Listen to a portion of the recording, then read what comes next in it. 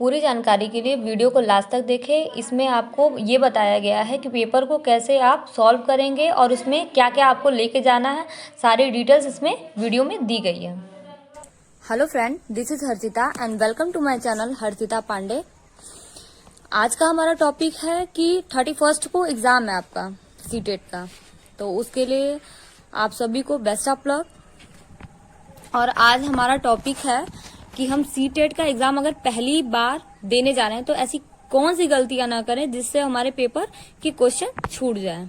तो वो मैं आपको बताऊंगी कि आप अपने पेपर को कैसे अटेंड करेंगे कि टाइमिंग पे आपका सारा क्वेश्चन सॉल्व हो जाए और आपके कोई क्वेश्चन छूटे नहीं। क्योंकि फर्स्ट टाइम अगर आप पेपर देने जा रहे हो तो ये बहुत से लोगों के साथ होता है कि आपको आते हुए भी आपके क्वेश्चन छूट जाते हैं, सिर्फ आपकी एक छोटी सी गलतियों की वजह से। तो मैं आपको इस वीडियो में बताऊंगी कि ऐसा आप क्या करें कि वो आपके पेपर ना छूटे और पेपर अच्छे से हो।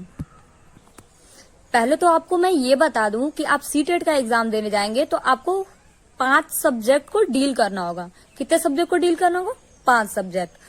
अगर आप तैयारी करें तो आपको सब्जेक्ट तो पता ही होगा। तो हर सब्जेक्ट में से कितने क्वेश्चन आते हैं? 30 क्वेश्चन होते हैं हर सब्जेक्ट से। 30 क्वेश्चन होते हैं जिसको आपको डील करना होता है। लेकिन आप उसको कैसे डील करेंगे? सीडीपी के पहले क्वेश्चन को आप देखेंगे और उसको करेंगे, ठीक है। और उसमें क्या टाइमिंग सबसे ज्यादा महत्व देता है कि आप कैसे आप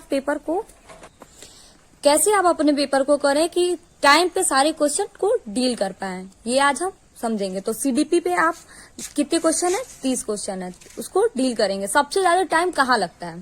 पहले तो ये जानना जरूरी है कि सबसे ज्यादा टाइम कहाँ लगता है। आपका जो लैंग्वेज सब्जेक्ट है, हिंदी और इंग्लिश, उसमें क्या होता है कि पैसेज आते हैं तो वो सबसे ज्यादा समय खींचता है।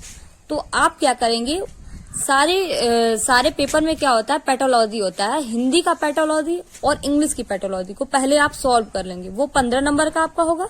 और पैसेज वाला और पैसेज या पोयम वाला जो होगा वो आपका 15 नंबर का होगा। तो आप क्या करेंगे कि पहले दोनों सब्जेक्ट में पैथोलॉजी को सॉल्व कर लेंगे, उसके बाद पैसेज वाले को क्वेश्चन को डील करेंगे। और फर्स्ट, अगर आप सीडीपी से आप क्वेश्चन कर रहे हैं तो OMR सीट, मतलब अगर आप क्वेश्चन कर भी ले रहे हैं तो आपका पेपर कैसे छूटता है, पहले मैं आपको ये बता दे रही हूँ कि क्वेश्चन आपका कैसे छूटता है। तो आप क्या करते हो, 100 के 100 क्वेश्चन पे आप अपने पेपर पे टिक कर लेते हो। उसके बाद आप क्या करते हो, OMR सीट को भरते हो। तो ये सब बहुत ही गलत तरीका है OMR सीट को भरने का। इसी की वजह से आपका क्वेश्चन छूट जाता है। और सबसे बड़ी बात कि आप इस तरह से अगर आप OMR सीट को भरते हो 100 के 100 क्वेश्चन, तो बहुत बड़े 30 मार्क खान होगे तो भाई अपने आप में आप भर कर सकते हो। लेकिन मुझे नहीं लगता कि आप पहली बार पेपर देने जा रहे हो इस तरीके की, तो आपको इस तरह से पेपर को डील करना चाहिए। और मैं तो ये कहती हूँ किसी को भी इस तरह से डील नहीं करना चाहिए। अगर सीडीपी का 30 क्वेश्चन आपने सॉल्व कर लिए तो OMR सीट पे उसको पहले भर लेंगे। और सबसे मेन बात कि आप जब OMR सीट को भरेंगे तो आप ब्लू या ब्लैक बॉल पेन ले जाएंगे और मोटे उसका जो आगे का पॉइंट होता है वो मोटा होना चाहिए। क्योंकि आप उससे क्या होगा कि आपका OMR सीट तो पहले तो फटेगा नहीं, दूसरे में वो थोड़ा जल्दी भर जाएगा, उसमें आपकी कुछ समय बच जाएंगे। तो इस बात का आप ध्यान देंगे।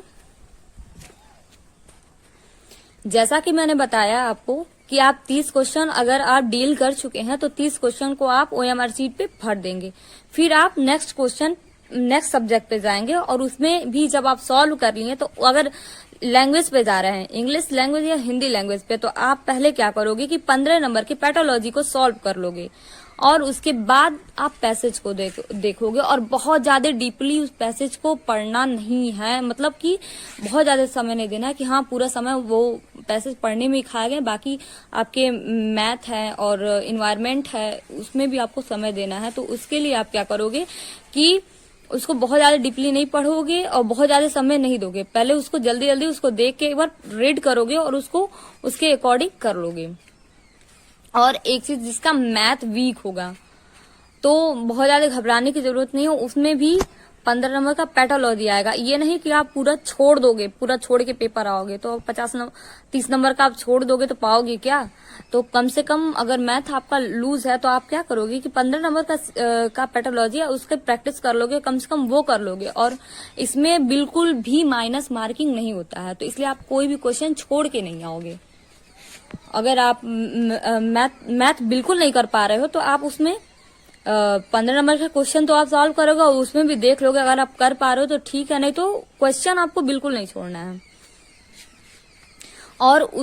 और जैसा कि मैंने बताया कि एक एक सब्जेक्ट को आप डील करोगे और उसके OMR शीट पे 30 नंबर आप जब कर लोगे तो उस OMR शीट पे टिक मतलब गोला भर लोगे। और पेन तो मैंने आपको बता ही दिया कि किस तरह का होना चाहिए। और मैं बार बार इसलिए मना कर रही हूँ कि 100 के 100 क्वेश्चन का एक साथ गोला भरोगे तो क्या नुकसान होगा, ये भी मैं आपको बता दूं कि अगर आप एक क्वेश्चन भी अगर गलत किए, ऊपर नीचे हुआ, तो आपका सारे क्वेश्चन गलत होते जाएंगे। अगर एक गोला भी आपने गलत भरा तो आपका सारे गोले आपके गलत भरे जाएंगे। इसीलिए मैं बार बार मना कर रही हूँ कि आप सारे क्वेश्चन को एक साथ डील नहीं करेंगे। और उससे क्या होगा कि 30 क्वेश्चन अगर आप कर लिए तो आप उससे रिलैक्स हो जाओगे, हाँ ये सब्जेक्ट मेरा क्लियर हो गया, बस ये सब्जेक्ट करना है। तो और एक चीज और कि मतलब आप छोड़ोगे नहीं उसको, किसी भी क्वेश्चन को, क्योंकि इसमें माइनस मार्किंग नहीं है। और अभी आपके पास टाइम है तो आप अपनी तैयारी अच्छे से कीजिए और आई होप कि आपका इस बार फर्स्ट अटेम्प्ट में ही आपका निकल जाए सीटेट। और प्रीवियस ईयर के पेपर आप सॉल्व करते रहिए। उसके लिए आप क्या कीजिए, गूगल पे OMR शीट निकाल लीजिए, उसकी फोटोकॉपी जेरॉक्स कॉपी मंगा के प्रैक्टिस करते रहिए घर पे कि आप उसको कितने समय में उस क्वेश्चन को डील कर लेंगे, ठीक है। और आपके इसमें प्रवेश पत्र में एक नया चीज आया है जो मैं आपको स्क्रीन पे शेयर कर दूंगी, वहां पे उसका भी आप फोटो कॉपी ले लोगे, क्योंकि सेंटर पे जब जाओगे एग्जाम देने तो उसकी जरूरत आपको पड़ेगी, ठीक है। तो उसको इग्नोर मत कीजिएगा, पता चला कि वहां पे जाके मामला फंस जाएगा और हो सकता है एग्जाम आपका छूट जाए या लेट हो जाए, तो इसलिए ऐसी गलती बिल्कुल मत कीजिएगा। और एग्जाम देने जाइएगा तो आप फुल प्रिपेयर होके जाइएगा, सारे डॉक्यूमेंट लेके जाइएगा। डॉक्यूमेंट में आपको मैं बता दूं कि आपको क्या क्या लेके जाना है। आपका प्रवेश पत्र होगा, एक आपकी ID होनी चाहिए, चाहे वो आधार कार्ड हो, आपका पैन कार्ड हो या आपका पासपोर्ट हो, कोई भी ID आपको लेके जानी है, ठीक है। और जो मैंने बताया है कि आपके ये प्रवेश पत्र में एक नया आ गया है, वो मैं आपको स्क्रीन पे शेयर कर दूंगी, वो भी आपको लेके जाना है, क्योंकि आपको फिल करके उसको वहां पे सेंटर पे जमा करना होगा। और जिसके प्रवेश पत्र में सिग्नेचर और फोटो अगर नहीं है क्लियर, तो आप उसको वहां पे वेबसाइट पे डाल के गूगल पे और उसको दे दीजिएगा, नहीं तो उसके वजह से भी आपके एग्जाम में प्रॉब्लम क्रिएट हो सकती है। 31 को आपका पेपर है, तो इसके लिए सभी को ऑल द बेस्ट और धन्यवाद मेरे चैनल पे आने के लिए। अगर आपको मेरा वीडियो अच्छा लगा हो तो आप लाइक, सब्सक्राइब, शेयर कर दीजिएगा।